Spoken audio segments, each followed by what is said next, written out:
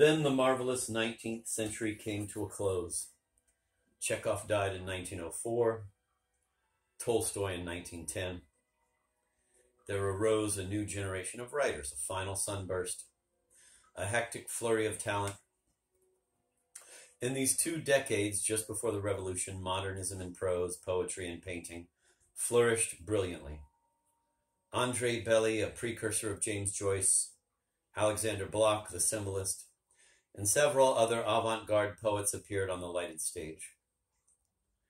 When, less than a year after the liberal revolution, the Bolshevik leaders overturned the democratic regime of Kerensky and inaugurated their reign of terror, most Russian writers went abroad. Some, as for example the futurist poet Mayakovsky, remained. Foreign observers confused advanced literature with advanced politics. And this confusion was eagerly pounced upon and promoted and kept alive by Soviet propaganda abroad. Actually, Lenin was in art a Philistine, a bourgeois, and from the very start the Soviet government was laying the grounds for a primitive, regional, political, police-controlled, utterly conservative and conventional literature. The Soviet government, with admirable frankness very different from the sheepish, half-hearted, muddled attempts of the old administration, proclaimed that literature was a tool of the state. And for the last 40 years, this happy agreement between the poet and the policeman has been carried on most intelligently. Its result is the so-called Soviet literature, a literature conventionally bourgeois in its style and hopelessly monotonous in its meek interpretation of this or that governmental idea.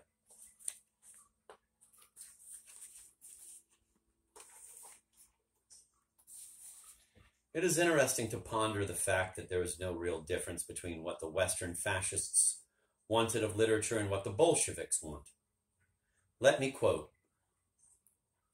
"The personality of the artist should develop freely and without restraint. One thing, however, we demand, acknowledgement of our creed. Thus spoke one of the big Nazis, Dr. Rosenberg, Minister of Culture in Hitler's Germany." Another quotation, "Every artist has the right to create freely, but we, communists, must guide him according to plan." Thus spoke Lenin. Both of these are textual quotations, and their similitude would have been highly diverting had not the whole thing been so very sad. "We guide your pens." This, then, was the fundamental law laid down by the Communist Party. And this was expected to produce vital literature. The round body of the law had delicate dialectical tentacles. The next step was to plan the writer's work as thoroughly as the economic system of the country, and this promised the writer what communist officials called with a simper, quote, "an endless variety of themes," end of quote, because every turn of the economic and political path implied a turn in literature. One day the lesson would be factories, the next farms, then sabotage, then the Red Army, and so on. What variety! With the Soviet novelist puffing and panting and dashing about from model hospital to model mine or dam, always in mortal fear that if he were not nimble enough, he might praise a Soviet decree or a Soviet hero that would both be abolished on the publication day of his book. In the course of 40 years of absolute domination, the Soviet government has never once lost control of the arts. Every now and then the screw is eased for a moment to see what will happen, and some mild concession toward individual self-expression is accorded. And foreign optimists acclaim the new book as a political protest, no matter how mediocre it is. We all know those bulky bestsellers, All Quiet on the Dawn, Not by Bread Possessed, and Zed's Cabin.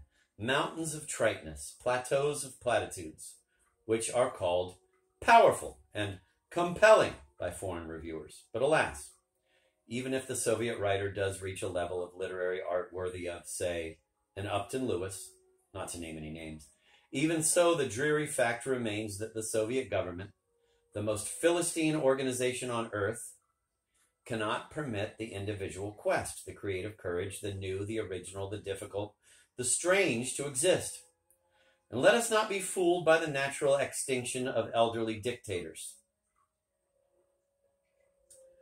Not a jot changed in the philosophy of the state when Lenin was replaced by Stalin, and not a jot has changed now with the rise of Khrushchev or Khrushchev or whatever his name is.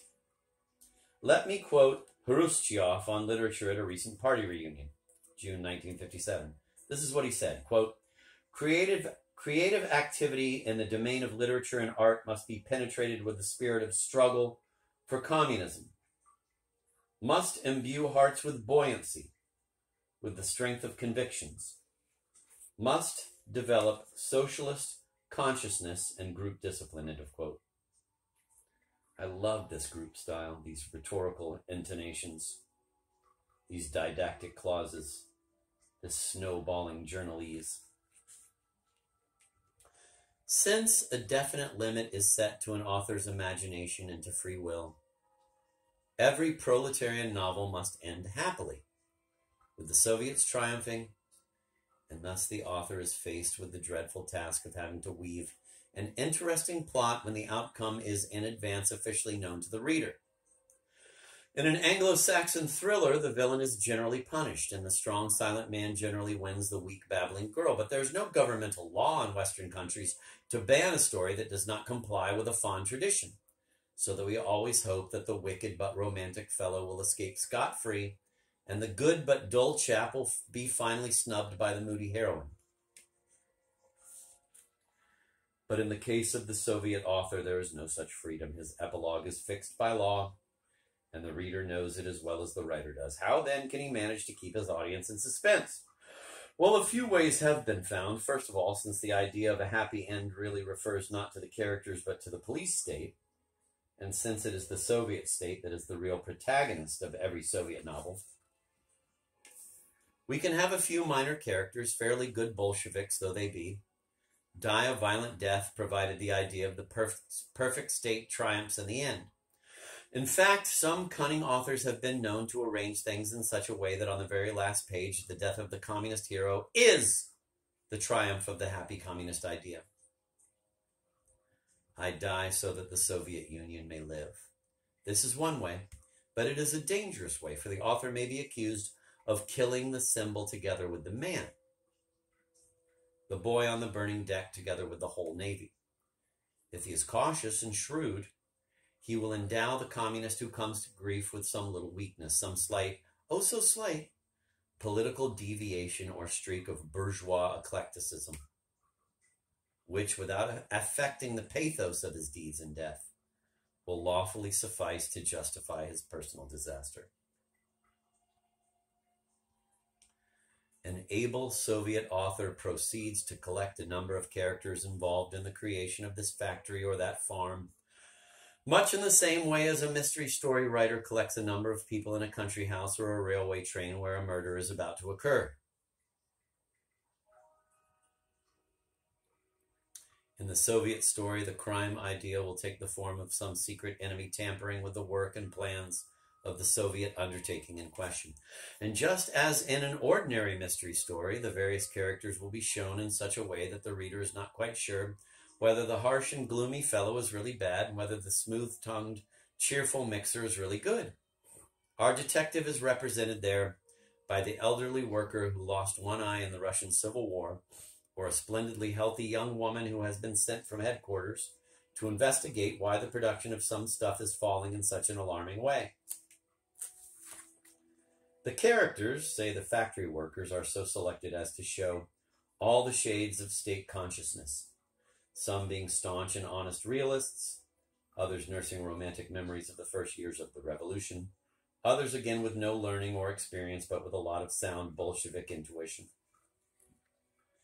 The reader notes the action and dialogue, notes also this or that hint, and tries to discover who among them is sincere and who has a dark secret to hide.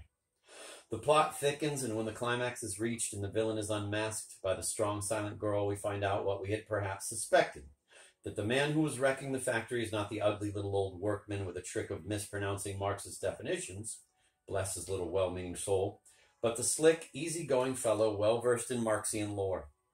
And his dark secret is that his stepmother's cousin was the nephew of a capitalist. I have seen Nazi novels doing the same thing on racial lines. Apart from this structural resemblance to the tritest kind of crime thriller, we must note here the pseudo-religious side, the little old workman who proves to be the better man as a kind of obscene parody of the poor in wits but strong in spirit and faith, inheriting the kingdom of heaven, while the brilliant Pharisee goes to the other place. Especially amusing in these circumstances is the romantic theme in Soviet novels. I have here two examples, culled at random.